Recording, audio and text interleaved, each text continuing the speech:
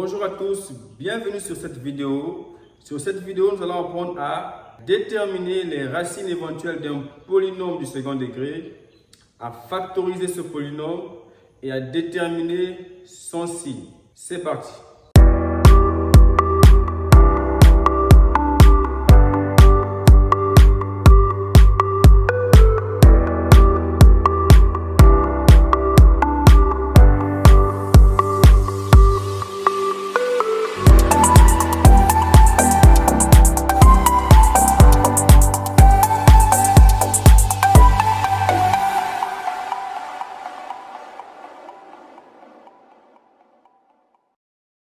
Salut les amis, voici de retour.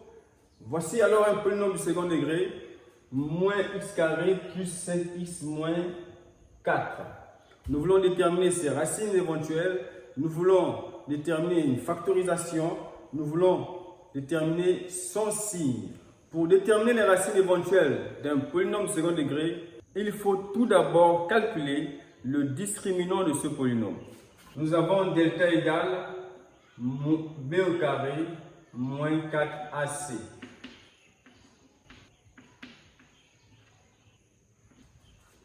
Le discriminant est donc supérieur à 0. Cela revient à dire que le polynôme p de x admet deux racines éventuelles. Les racines de p de x sont x1 et x2, avec x1 égale et x2 égale. B égale à 5, donc moins, entre parenthèses, 5, moins racine de delta, delta c'est 9, sur 2a, a c'est moins 1. x1 égale à moins 5, moins 3 sur moins 2. Moins 3, pourquoi? Parce que racine carrée de 9 nous donne 3. Racine carrée de 9 nous donne 3. Donc nous aurons moins 3. Ça nous donne moins 8 sur moins 2. x1 est donc égal à 4. x2 égale moins 5. Racine carrée de 9 sur 2 facteur de moins 1. Moins 5 plus racine carrée de 9 sur 2 facteur de moins 1. x2 est donc égal à moins 5 plus 3 sur moins 2. x2 égale moins 2 sur moins 2. x2 égale 1. Nous avons ici déterminé les deux racines de p de x. x1 égale 4 et x2 égale 1. La forme factorisée de p de x, lorsque p de x admet deux racines éventuelles, est donc égale à p de x égale à facteur de x moins x1 facteur de x moins x2. Sachant que a est égal à moins 1, x1 est égal à 4 et x2 est égal à 1, nous remplaçons tout simplement ces éléments dans l'expression factorisée de p de x et nous obtenons ceci. P de x égale moins facteur de x moins 4 facteur de x moins 1.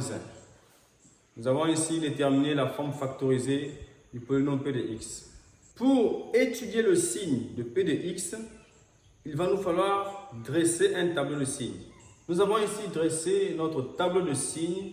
Dans le tableau de signes, il faut placer les racines selon l'ordre de croissance, du plus petit au plus grand. Nous commençons par 1 qui est la plus petite racine et par 4 qui est la plus grande racine. Attention à l'erreur que font souvent les apprenants. Lorsqu'on a mis x1 et qu'en cours on a mis x1 ici, x2 ici, on suppose que le x1 est plus petit que le x2. Mais lors d'un calcul, on peut trouver x1 plus grand que x2, comme dans ce cas-là, x1 égale à 4, x2 est égal à 1. Cela voudrait dire que la racine la plus petite, c'est celle qu'on va mettre derrière et la racine la plus grande, c'est celle qu'on va mettre devant. Lorsqu'un polynôme a deux racines éventuelles, pour trouver le signe, nous mettons ici le signe de A, nous mettons ici le signe de A et au centre, le signe contraire de A. Il faut donc regarder quel est le signe de A. En venant sur notre polynôme ici, on se rend compte que A a un signe négatif. Donc le signe de A, c'est moins, moins, moins. Et le signe de moins A, le signe contraire de A, c'est plus. Nous mettons ici plus. Nous avons donc dressé le tableau de signes d'un polynôme du second degré ayant deux racines éventuelles. Pour tout x appartenant à l'intervalle ouvert à moins l'infini, fermé à 1, union, fermé à 4, ouvert à plus infini, P de x est inférieur ou égal à 0. Inférieur, donc le signe moins, ou égal à 0, les racines sont comprises dans l'intervalle. Pour tout x appartenant à l'intervalle fermé à 1,